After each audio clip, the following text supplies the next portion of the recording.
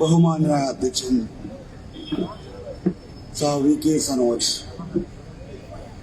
പ്രിയപ്പെട്ടവരെ, സഖാക്കളെ, സുഹൃത്തുക്കളെ, വയനാട് ദുരന്തവുമായി ബന്ധപ്പെട്ട് മാധ്യമങ്ങളിൽ വന്ന വാർത്തയുമായി ഡിവൈഎഫ്ഐയുടെ കലഹം കേരള സമൂഹത്തിന്റെ ആകെ വികാരമായി മാറിയിട്ടുണ്ട് എന്ന കാര്യത്തിൽ തർക്കമില്ല. ഇതൊരു പുതുമയുള്ള കാര്യമല്ല. ഇന്ത്യയുടെ രാഷ്ട്രീയ ചിത്രത്തിൽ പല ഘട്ടങ്ങളിലും പ്രതിസന്ധി കാലഘട്ടത്തില് വ്യത്യസ്ത രാഷ്ട്രീയ നേതൃത്വങ്ങൾ ഇത്തരത്തിൽ കടുംകൈ ചെയ്തിട്ടുണ്ട് എന്ന് നമുക്ക് കാണാവുന്നതാണ്. 2001 ഗുജറാത്തിലെ കച്ച് ഭൂകമ്പം ഉണ്ടാകുന്നത്. അന്ന് കേശുഭായ് പട്ടേൽ ആയിരുന്നു ബിജെപിയുടെ ഗുജറാത്തിലെ മുഖ്യമന്ത്രി. അന്നത്തെ ബിജെപി ആസ്ഥാനത്തെ സംഘടനാ ജനറൽ സെക്രട്ടറി ആയിരുന്ന നരേന്ദ്രമോദി കേശുഭായ് പട്ടേലിനെ മറികടന്നുകൊണ്ട് അവിടെ മുഖ്യമന്ത്രിയായി സ്ഥാനമേൽക്കുകയാണ്. അതായത് കേശുഭായ് പട്ടേലിന് ഗുജറാത്ത് ഭൂകമ്പത്തെ തുടർന്നുള്ള രക്ഷാപ്രവർത്തനത്തില്, ദുരിതാശ്വാസ പ്രവർത്തനത്തില്, പുനരധിവാസ പ്രവർത്തനത്തില് ഒന്നും ചെയ്യാനാകുന്നില്ല എന്ന് കണ്ട ബിജെപിയുടെ കേന്ദ്ര നേതൃത്വം അന്നത്തെ സംഘടനാ ജനറൽ സെക്രട്ടറി ആയിട്ടുള്ള നരേന്ദ്രമോദിയെ ഗുജറാത്തിലേക്ക് അയക്കുകയായിരുന്നു. നരേന്ദ്രമോദി പോയി ഏതാനും ദിവസങ്ങൾ പിന്നിട്ടപ്പോൾ തന്നെ നരേന്ദ്രമോദിക്ക് നല്ല ബോധ്യം വന്നു, എനിക്ക് ഗുജറാത്ത് ഭൂകമ്പം പ്രതിരോധിക്കാനുള്ള ശേഷിയില്ല. കേശുഭായ് പട്ടേലിനെ പോലെ തന്നെ തനിക്കും ആ ഗുജറാത്ത് ഭൂകമ്പത്തിലെ പുനരധിവാസ പ്രവർത്തനങ്ങൾ നടത്താൻ കഴിയില്ല. അതേ തുടർന്ന് നരേന്ദ്രമോദി ആസൂത്രണം ചെയ്തതാണ് പിൽക്കാലത്ത് നമ്മൾ കണ്ടിട്ടുള്ള ഗുജറാത്ത് കലാപം, ഗോദ്ര സംഭവത്തെ തുടർന്നുള്ള ഗുജറാത്ത് കലാപം. ഇപ്പോഴും നമുക്കറിയില്ല ഗോദ്ര എങ്ങനെയാണ് സംഭവിച്ചത് എന്ന്. ഒരു വലിയ ദുരന്തത്തെ മറികടക്കാൻ ആ സംസ്ഥാനത്ത് വർഗീയ കലാപം സൃഷ്ടിച്ചുകൊണ്ടാണ് നരേന്ദ്രമോദി മാധ്യമ ശ്രദ്ധ മാറ്റിയതെങ്കിൽ, പൊതുശ്രദ്ധ മാറ്റിയതെങ്കിൽ സമാനമായ വിധത്തില് നമുക്കറിയാം ലോക്സഭാ തെരഞ്ഞെടുപ്പിൽ ഇടതുപക്ഷ ജനാധിപത്യ മുന്നണിക്ക് വലിയ തിരിച്ചടി നേരിടുകയുണ്ടായി. പക്ഷേ ആ തിരിച്ചടിക്ക് ശേഷം വയനാട് ദുരന്തത്തെ തുടർന്നുള്ള രക്ഷാപ്രവർത്തനത്തില്, ദുരിതാശ്വാസ പ്രവർത്തനത്തില്, പുനരധിവാസ പ്രവർത്തനത്തില് ഉണ്ട് എന്ന് മാധ്യമങ്ങൾ പ്രചരിപ്പിച്ചിരുന്ന ഭരണവിരുദ്ധ വികാരം, ആ ഭരണവിരുദ്ധ വികാരത്തെ മറികടക്കാൻ പിണറായി വിജയൻ സർക്കാരിന് കഴിഞ്ഞു എന്ന തോന്നലിന്റെ അടിസ്ഥാനത്തിലുള്ള ഗൂഢാലോചന തിയറിയായിരുന്നു വയനാട് ദുരന്തത്തെ തുടർന്നുള്ള ഇപ്പോഴത്തെ വാർത്ത എന്ന കാര്യത്തിൽ ആർക്കെങ്കിലും സംശയമുണ്ടോ എന്ന് എനിക്കറിയില്ല. വളരെ വ്യക്തമായിട്ടല്ലേ ഇപ്പൊ കാര്യങ്ങൾ തുറന്നു പറഞ്ഞുകൊണ്ടിരിക്കുന്നത് മാധ്യമങ്ങൾ തങ്ങൾക്ക് പറ്റിയ പിഴവുകൾ. എന്താണ് പ്രതീക്ഷിത കണക്ക്, എന്താണ് ചെലവായത് എന്നതെ സംബന്ധിച്ചുള്ള ഡോക്യുമെന്റുകൾ മനസ്സിലാക്കാൻ കഴിയാതെ പോയതൊന്നുമല്ല. ആ നിലയിലുള്ള ഒരു തെറ്റിദ്ധാരണ ഒന്നും വേണ്ട. നമ്മുടെയൊക്കെ മുന്നിലെ, മാധ്യമങ്ങളുടെ മുന്നിലെ പലതരം കടലാസ് കഷണങ്ങൾ വരുന്നതാണ്. അവിടെ ഇപ്പൊ പറഞ്ഞിട്ടുള്ള പേരുകളിലോ അല്ലെങ്കിൽ ഇപ്പറഞ്ഞ ചാനലുകളിലോ മാധ്യമ പ്രവർത്തകർക്ക് അവ തിരിച്ചറിയാൻ കഴിയാത്ത ശേഷിക്കുറവുമില്ല. പക്ഷേ നോക്കുക, ഈ ഓണക്കാലം എങ്ങനെയാണ് നമ്മൾ കഴിഞ്ഞു പോയത് എന്ന്. ഈ ഓണക്കാലം സപ്ലൈകോയിലെ സാധനങ്ങൾ ഉണ്ടാകില്ല, സിവിൽ സപ്ലൈസില് വേണ്ടത്ര ഇടപെടൽ നടത്താനാകില്ല, ക്ഷേമ പെൻഷൻ ഉണ്ടാകില്ല. അങ്ങനെ നിരവധിയായിട്ടുള്ള പ്രശ്നങ്ങൾ കാത്തുകെട്ടി നിൽക്കുകയായിരുന്നു കേരളത്തിലെ മാധ്യമങ്ങള്. പക്ഷേ നിയമസഭയിൽ പിണറായി വിജയൻ സർക്കാർ, പിണറായി മുഖ്യമന്ത്രി എന്നുള്ള നിലയിലെ ചട്ടം 300 പ്രകാരം പ്രഖ്യാപിക്കുകയാണ്. ഈ ഓണക്കാലത്ത് ക്ഷേമ പെൻഷൻ കൃത്യമായി നൽകും, ഈ ഓണക്കാലത്ത് സപ്ലൈകോ കൃത്യമായി പ്രവർത്തിക്കും, സിവിൽ സപ്ലൈസ് അതിന്റെ എല്ലാ ശക്തിയോടും കൂടി പ്രവർത്തിക്കുമെന്ന്. KSRTC ക്ഷേമ അവിടെ പെൻഷൻ നൽകുന്നതിലോ ശമ്പളം നൽകുന്നതിലോ യാതൊരു കുറവും ഉണ്ടായിട്ടില്ല. അപ്പൊ ഈ കാര്യങ്ങളൊക്കെ പ്രതീക്ഷിച്ചിരുന്ന മാധ്യമങ്ങളെ സംബന്ധിച്ചിടത്തോളം ഈ ഓണക്കാലത്ത് മാധ്യമങ്ങൾക്ക് കുൽസിത പ്രവർത്തനത്തിനുള്ള വിഭവങ്ങൾ ഉണ്ടായിരുന്നില്ല. അതുകൊണ്ടാണ് ഓഗസ്റ്റ് 17 കോടതിയിൽ സമർപ്പിച്ച ഒരു വാർത്ത, ആ കോടതിയിൽ സമർപ്പിച്ച ഒരു റിപ്പോർട്ട്, സത്യവാങ്മൂലം, ആ സത്യവാങ്മൂലത്തെ തെറ്റിദ്ധാരണാജനകമായി മാധ്യമങ്ങളിൽ ഈ ഓണക്കാലത്ത് എത്തിച്ച് ഈ നിലയിലുള്ള പ്രവർത്തനം നടത്തിയിട്ടുള്ളത്. എന്താണ് സാധാരണഗതിയിൽ നമുക്ക് ഈ ഒരു കാലഘട്ടം, പ്രിയപ്പെട്ട സുഹൃത്തുക്കളെ, ഡിവൈഎഫ്ഐക്കാരെ പ്രത്യേകിച്ച് മനസ്സിലാക്കേണ്ടതാണ്. ഈ ഒരു കാലഘട്ടം എന്ന് പറയുന്നത് കോൺസ്പിരസി തിയറിയുടെ കാലഘട്ടമാണ്. ഇപ്പൊ ഈ ഒന്നാം പിണറായി വിജയൻ സർക്കാരിന്റെയും രണ്ടാം പിണറായി വിജയൻ സർക്കാരിന്റെയും കാലഘട്ടത്തുണ്ടായിട്ടുള്ള കോൺസ്പിരസി തിയറി എത്രയാണ് എന്നെ സംബന്ധിച്ച് വല്ല ബോധ്യവും നമുക്ക് എല്ലാവർക്കും ഉണ്ടോ എന്ന് എനിക്ക് സംശയമുണ്ട്. എവിടെയൊക്കെയാണ് ഭൂപരിഷ്കരണം മുതല്, ട്രാക്ടർ മുതല്, കമ്പ്യൂട്ടർ മുതല്, AI മുതല്, ഇങ്ങോട്ടേക്ക് നൂറുകണക്കിന് കോൺസ്പിരസി തിയറികളാണ് ഇപ്പോ സമൂഹ മാധ്യമങ്ങളിലൂടെ പ്രചരിച്ചുകൊണ്ടിരിക്കുന്നത്. അതിന്റെ അവസാന കണ്ണി മാത്രമാണ് വയനാട്ടിലെ ദുരന്തം എന്ന് പറയുന്നത്. അതിനെ പ്രതിരോധിക്കണമോ വേണ്ടയോ എന്നുള്ളതാണ് കേരളത്തിന്റെ നിലനിൽപ്പുമായി ബന്ധപ്പെട്ട ചോദ്യം എന്ന് പറയുന്നത്. നമുക്ക് ഇത്തരം കോൺസ്പിരസി തിയറികൾ നിങ്ങൾക്കറിയോ ഇല്ലയോ എന്ന് എനിക്കറിയില്ല. ഈ കോൺസ്പിരസി തിയറികളൊക്കെ ആകാശത്ത് നിന്ന് നേരെ പൊട്ടിത്താഴേക്ക് വീഴുന്നതല്ല.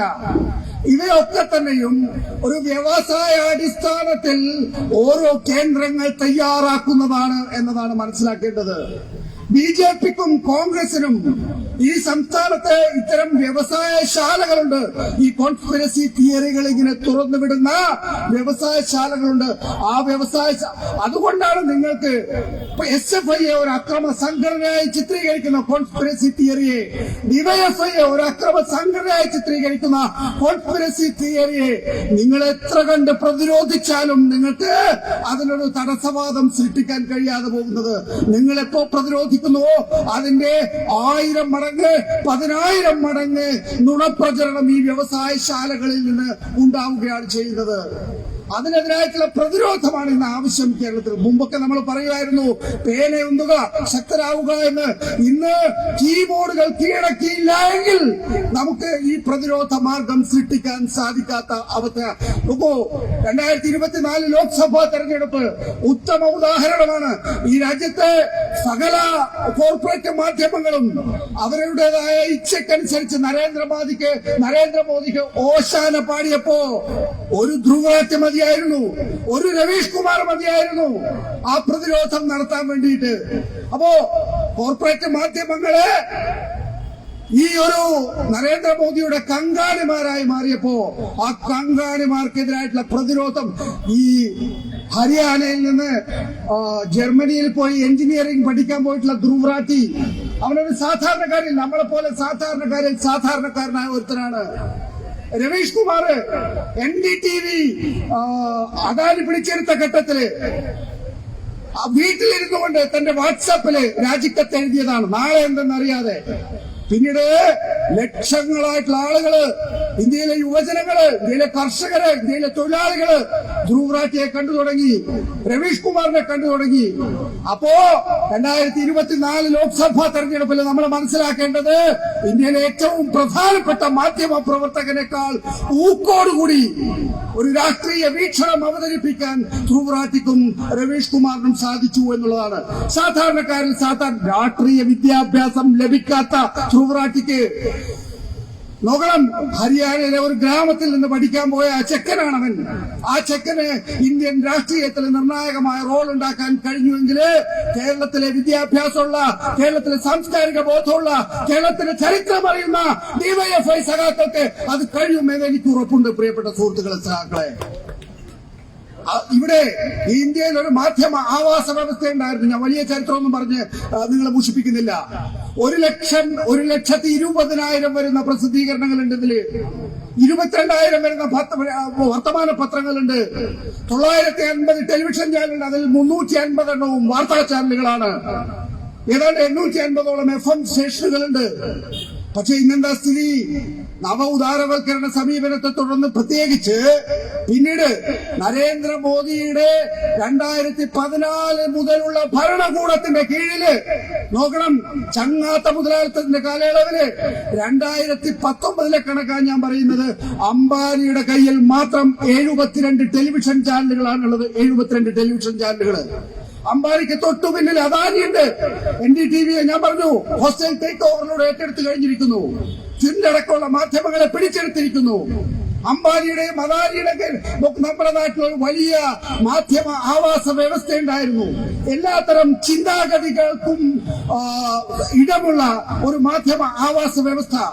ആ ആവാസ വ്യവസ്ഥയാണ് ഇപ്പോ മാധ്യമങ്ങളെ ഒരു കോർപ്പറേറ്റ് കോൺഗ്ലോമറേറ്റിന്റെ ഭാഗമാക്കി മാറ്റിയിരിക്കുന്നത്. ഇപ്പൊ ഒറ്റ ചിന്ത മാത്രമേ മാധ്യമങ്ങളിലൂടെ പോകുന്നുള്ളൂ എന്നുള്ളതാണ്. അതിന്റെ അനുരണനങ്ങളാണ് യഥാർത്ഥത്തിൽ കേരളത്തിൽ കണ്ടുകൊണ്ടിരിക്കുന്നത്. 2014 മുതൽ ഞാൻ മുൻപ് ഒരു ലേഖനത്തിൽ പറഞ്ഞിട്ടുള്ള കാര്യമാണ്. 2014 ശേഷം പ്രത്യേകിച്ച് കേരളത്തിൽ ഒരു ആസൂത്രണം നടന്നിട്ടുണ്ട്. കാരണം നമ്മളെല്ലാം മാധ്യമങ്ങളുടെ പ്രസത്തിലൂടെ കാര്യങ്ങൾ കണ്ടുകൊണ്ടിരിക്കുന്നവരാണ്.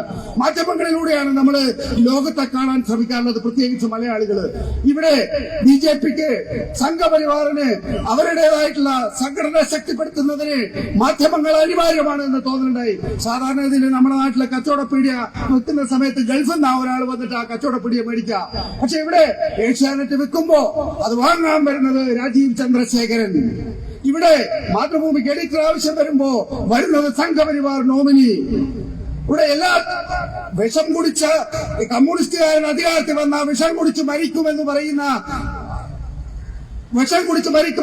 മലയാള മനോരമ, ആ മലയാള മനോരമ ഇപ്പോ CPM-നെതിരെ ഇടതുപക്ഷത്തിനെതിരെ അതിശക്തമായിട്ടുള്ള പ്രതിരോധം സൃഷ്ടിക്കുന്നുണ്ട്. BJPക്കെതിരെ ഒരു വാക്ക് പറയാൻ കഴിയുമോ മലയാള മനോരമയ്ക്ക്? ഈ നിലയിൽ നമുക്ക് ഇടതുപക്ഷത്തിനെതിരായിട്ടുള്ള പ്രതിരോധത്തില് ഒരുമിച്ച് നിൽക്കുന്നത് BJPയും കോൺഗ്രസുമാണ് എന്ന് ഓർക്കണം. UDF-ഉം NDA-യുമാണെന്ന് ഓർക്കണം. RSS-ഉം തീവ്ര വാദികളുമാണെന്ന് ഓർക്കണം.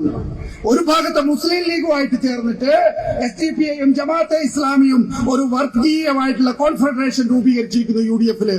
മറുഭാഗത്ത് BJP സകല ഹിന്ദു തീവ്രവാദ ശക്തികളെയും ഒരുമിച്ച് കൂട്ടിയിരിക്കുന്നു. ഇടതുപക്ഷം ഒറ്റപ്പെട്ട് നിൽക്കുകയാണ് ഈ വർഗീയതക്കെതിരായിട്ടുള്ള പോരാട്ടത്തില്. ഈ വർഗീയതക്കെതിരായിട്ടുള്ള ജനാധിപത്യത്തിനും മതേതരത്വത്തിനും വേണ്ടിയിട്ടുള്ള പോരാട്ടത്തില് ഇടതുപക്ഷം ഒറ്റപ്പെട്ട് നിൽക്കുകയാണ്. ഒരു ഭാഗത്തെ മുസ്ലിം വർഗീയ തീവ്രവാദ നിലപാടുകൾ, മറുഭാഗത്തെ ഹിന്ദു വർഗീയ തീവ്രവാദ നിലപാടുകൾ. നമുക്ക് മുന്നോട്ട് പോയേ തീരൂ. രണ്ട് സംസ്ഥാനങ്ങളുടെ മാത്രം ഉദാഹരണം ഞാൻ പറയാം. ജമ്മു കശ്മീരിലെ എഞ്ചിനീയർ റഷീദിന്റെ പാർട്ടിയുമായിട്ട് ഇപ്പൊ BJP സഖ്യം ഉണ്ടായിക്കൊണ്ടിരിക്കുകയാണ്. എഞ്ചിനീയർ റഷീദ് അവിടുത്തെ ജമാഅത്തെ ഇസ്ലാമിയുമായി സഖ്യം ഉണ്ടാക്കുന്നു. ജമാഅത്തെ ഇസ്ലാമി അവിടുത്തെ ഹിസ്ബുൾ മുജാഹിദീന്റെ രാഷ്ട്രീയ രൂപമാണ്. അപ്പോ അവിടെ ഹിസ്ബുൾ മുജാഹിദീനുമായി പോലും BJPക്ക് സഖ്യം ഉണ്ടാക്കാൻ കഴിയുന്നു. ഇവിടെ കോൺഗ്രസ് മുസ്ലിം ലീഗുമായി, മുസ്ലിം ലീഗ് SDPI ജമാഅത്തെ ഇസ്ലാമിയുമായിട്ടും സഖ്യം ഉണ്ടായിക്കൊണ്ടിരിക്കുന്നു. ഈ പോരാട്ടത്തില് ഇടതുപക്ഷം ഒറ്റക്കാണ്. ഈ പോരാട്ടം വലതുപക്ഷ തീവ്രവാദികള് ഒന്നിച്ച് നടത്തുമ്പോ അവർക്ക് ഇത്തരത്തിലുള്ള പ്രചരണങ്ങൾ ഉണ്ടായേ പറ്റൂ. ഇത്തരം കുൽസിത മാർഗങ്ങളിലൂടെ മാത്രമേ അവർക്ക് മുന്നോട്ട് പോകാൻ സാധിക്കൂ. ആ കുൽസിത മാർഗം തടയേണ്ടത് ഇടതുപക്ഷത്തിന്റെ മാത്രം ആവശ്യമല്ല, കേരള ജനതയുടെ ആവശ്യമാണ്. കേരള ജനതയുടെ ആവശ്യം എന്ന് പറയുമ്പോ നമുക്കറിയാം, സാമ്രാജ്യത്വത്തിനെതിരായിട്ട് ഇവിടുത്തെ മുതലാളിത്ത, ഇവിടുത്തെ നാട്ടുരാജാക്കന്മാർക്കെതിരായി പോരാടിയവരുടെ ചരിത്രമാണ് ഇവിടുത്തെ ഇടതുപക്ഷത്തിനുള്ളത്. ആ ഇടതുപക്ഷത്തിന്റെ ഇപ്പോഴത്തെ ശത്രു എന്ന് പറയുന്നത് മാധ്യമങ്ങളുടെ രൂപത്തിൽ ഇറങ്ങിയിട്ടുള്ള ഈ ചെകുത്താന്മാരാണ്. അവരെ തോൽപ്പിക്കുന്നത് വരെ DYFI അവരുടെ സമരം തുടരണം എന്ന് മാത്രം അഭ്യർത്ഥിച്ചുകൊണ്ട് ഞാൻ എന്റെ വാക്കുകൾ അവസാനിപ്പിക്കുന്നു.